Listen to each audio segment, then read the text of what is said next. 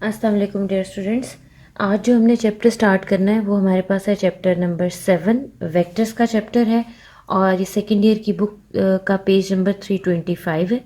तो आज हम थोड़ा सा पहले वेक्टर्स की बेसिक्स देखेंगे। बहुत इनिशियल उम्मीद है कि आपको पहले आती होंगी, लेकिन अगर आपको थोड़ा बहुत कॉन्सेप्ट है तो आपका थोड़ा सा रिवाइज हो जाएगा इसमें। ठीक है।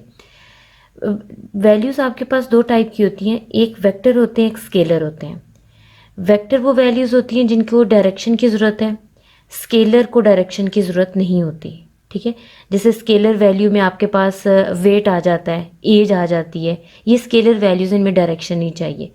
बट अगर आपके पास वेक्टर वैल्यूज़ हैं, जैसे डायरेक्शन एक वेक्टर वैल्यू है कि अगर आपसे कोई मूवमेंट के लिए कहता है तो आप सबसे पहले पूछते हैं डायरेक्शन बताएं अपनी, किस साइड पे, लेफ़्ट, राइट, फ्रंट पे, बैक पे, किस साइड पे आप कितना मूव करना चाह रहे हैं, तो ये आपके पास डायरेक्शन होती है। ठीक है। अगर कोई स्केलर नंबर है तो हम ये कह देते हैं कि लेट्स सपोज 7 एक स्केलर नंबर है, तो हम कह देते हैं कि u एक स्केलर नंबर है, v एक स्केलर नंबर है।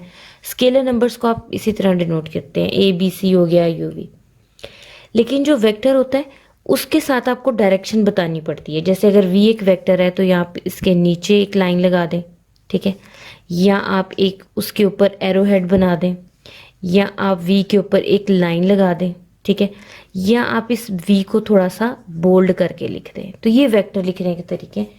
ये बोल्ड वाला मेथड तो हम कम ही यूज़ करते हैं, बुक्स में ज़्यादातर यूज़ होता है, तो आप इन तीनों में से कोई भी यूज़ कर सकते हैं। ठीक है। अच्छा, अब अगर हमारे पास कोई एक्सिस है, जैसे ये हमारे पास एक्स वाई प्लेन है, ठीक है, इसमें ये एक पॉइंट है आपके पास, ठीक है, लेट्स सपोज मैं कहती हूँ ये कि पी पॉइंट है, पी पॉइंट आपके पास कोई एक्स वाई पॉइंट है, ठीक है, इसके ऑर्डर्ड पेयर आपके पास एक्स वाई है।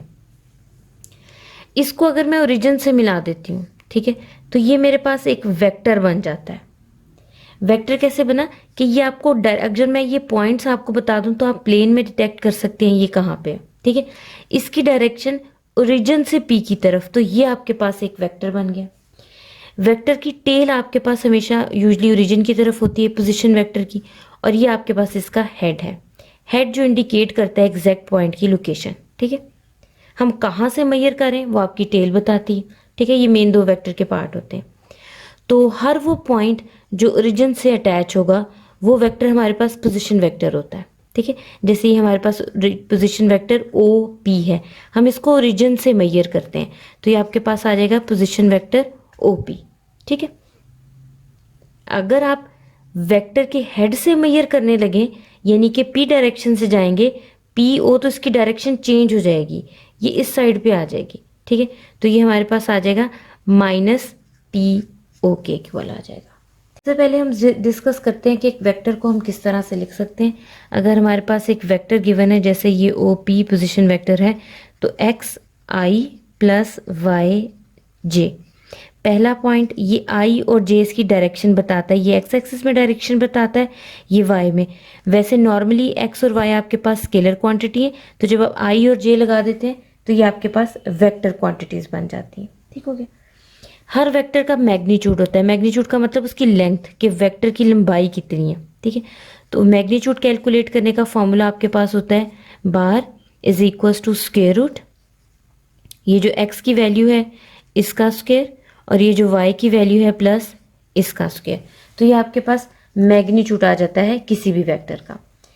एक चीज़ याद रखिएगा, वेक्टर का मैग्नीट्यूड हमेशा ग्रेटर और इक्वल टू जीरो होता है। ये कभी आपके पास लेस देन जीरो नहीं होगा, कभी नेगेटिव नहीं आएगा। ठीक है। उसकी वजह ये है कि आपके पास दोनों क्वांटिटी स्क्वायर में है, ठीक है, और हमेशा आपके पास पॉजिटिव ही आएंगे। अब अगर कोई वेक्टर नेगेटिव आ जाता है कहीं भी, तो उसका क्या मतलब होता है। लेट्स सपोज ये वेक्टर है आपके पास u वेक्टर, ठीक है, तो नेगेटिव u क्या होगा, मैग्नीट्यूड सेम लेकिन डायरेक्शन ऑपोजिट। तो इसका मतलब है वेक्टर में नेगेटिव का मतलब होता है उसकी डायरेक्शन ऑपोजिट होती है। ठीक है। इसका ये मतलब नहीं होता कि उसका मैग्नीट्यूड नेगेटिव होगा, मैग्नीट्यूड हमेशा ग्रेटर इक्वल टू जीरो रहेगा। अब दो वेक्टर हैं, अगर वो इक्वल वेक्टर हैं, अब दो वेक्टर लेट्स सपोज अगर ये मेरे पास यू ही वेक्टर आप देख रहे हैं, एक ये भी वेक्टर है, ये भी एक वेक्टर है, फिर ये वेक्टर है। ये सारे वेक्टर्स आपस में क्या हैं, ये एक दूसरे के इक्वल हैं विद रिस्पेक्ट टू डायरेक्शन, चूंकि इनकी डायरेक्शन सेम है, लेकिन ये आपस में पैरेलल भी हैं। अगर आप देखें सब पैरेलल हैं, तो इसका मतलब है इनके मैग्नीट्यूड में डिफरेंस आ सकता है। लेट्स सपोज अगर ये u है और ये v है, तो हम कहेंगे u वेक्टर पैरेलल है v के। तो अगर इनको इक्वल करना है तो आ जाएगा u वेक्टर इक्वल है a ऑफ v के। ये हमारे पास आ जाएगा कि मतलब कोई a कांस्टेंट है, यानी कि ये 2 टाइम्स उससे बढ़ा है, 3 टाइम्स बढ़ा है, 4 टाइम बढ़ा है, तो कितना उसका मैग्नीट्यूड कितना डिफर करता है, ये उस पर बस डिपेंड करता है। ठीक है, आप दो वेक्टर्स को ऐड भी कर सकते हैं और सब्ट्रैक्ट भी कर सकते हैं। जैसे अगर फर्ज करें मेरे पास एक वेक्टर है u X I plus Y J, ठीक है, और एक v वेक्टर है a I plus B J. तो अगर आप इनको ऐड करना चाह रहे हैं तो आप ऐड कर लें, i में i ऐड होगा और j में j की टर्म्स ऐड होंगी। तो ये हमारे पास आ जाएगा x plus A I plus Y plus B J. तो ये आपके पास आ जाएगा u प्लस वी। सिमिलरली आप इनको आपस में सब्ट्रैक्ट भी कर सकते हैं।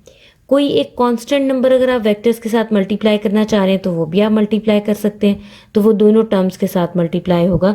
जैसे हमारे पास आएगा u is equal to, let's suppose मैं 5 डिजिट को मल्टीप्लाई करना चाह रही हूँ X I plus Y J के साथ, तो ये आ जाएगा 5x आई प्लस 5y जे।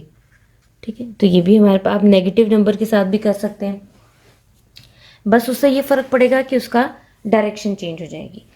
अब हम बात करते हैं सबसे एक और इम्पॉर्टेंट पॉइंट, हमारा सेकंड पॉइंट, वो है यूनिट वेक्टर। ठीक है, किसी भी वेक्टर का यूनिट वेक्टर अगर हमने कैलकुलेट करना है, लेट्स सपोज हमारे पास ये सेकंड पॉइंट है हमारा कि यूनिट वेक्टर अगर हम कैलकुलेट करना चाह रहे हैं, तो किसी भी वेक्टर का यूनिट वेक्टर होता है वेक्टर ओवर वेक्टर का मैग्नीट्यूड। यूनिट वेक्टर का मतलब एक्चुअली होता है वो वेक्टर जिसका 1 मैग्नीट्यूड हो। ठीक है, आप ये भी कह सकते हैं कि अगर एक वेक्टर है, अगर मैं इसको लिखना चाहूँ तो मैं इसको लिख सकती हूँ vector is equal to unit vector और उसका मैग्नीट्यूड। एक्चुअली हर वेक्टर जो होता है वो कंसिस्ट करता है दो चीज़ों पे, उसके मैग्नीट्यूड पे और उसके यूनिट वेक्टर पे। यूनिट वेक्टर आप ये समझ लें कि उसकी एक्चुअली डायरेक्शन डिस्क्राइब करता है, और दूसरा उसका होता है मैग्नीट्यूड। एक वेक्टर की दो ही चीज़ें होती हैं, एक उसका मैग्नीट्यूड और एक उसकी डायरेक्शन। दोनों को अगर आप मल्टीप्लाई करें तो वेक्टर बनता है। अगर इसमें से अगर वो आपको कहे कि वेक्टर और यूनिट वेक्टर गिवन है, मैग्नीट्यूड निकालना है, तो आप इस फॉर्मूले को यूज़ कर सकते हैं। मैग्नीट्यूड इधर रहने दें, बाकी वेक्टर के नीचे जाके यूनिट वेक्टर डिवाइड हो जाएगा तो डायरेक्ट यूनिट वेक्टर भी आ जाएगा। तो ये दो फॉर्मूलाज भी आपको याद होने चाहिए, ये आगे यूज़ होंगे। अच्छा, ये भी हम डिस्कस कर चुके हैं कि इक्वल वेक्टर जिनको इनको कहेंगे जिनके आपस में मैग्नीट्यूड सेम होंगे। ठीक है, वो आपस में इक्वल होंगे जिनके मैग्नीट्यूड सेम होंगे, तो ये आपके पास इक्वल वेक्टर हो जाएंगे। तो ये भी हम डिस्कस कर चुके हैं।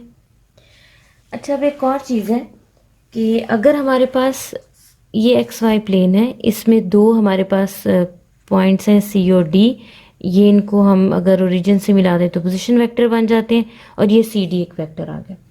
लेट्स सपोज अगर वो इस सी डी वेक्टर को दरमियान से कहीं से कट कर देता है, यहाँ से एक परपेंडिकुलर ड्रॉ करता है और वो अनइवन है, वो इक्वल भी नहीं है।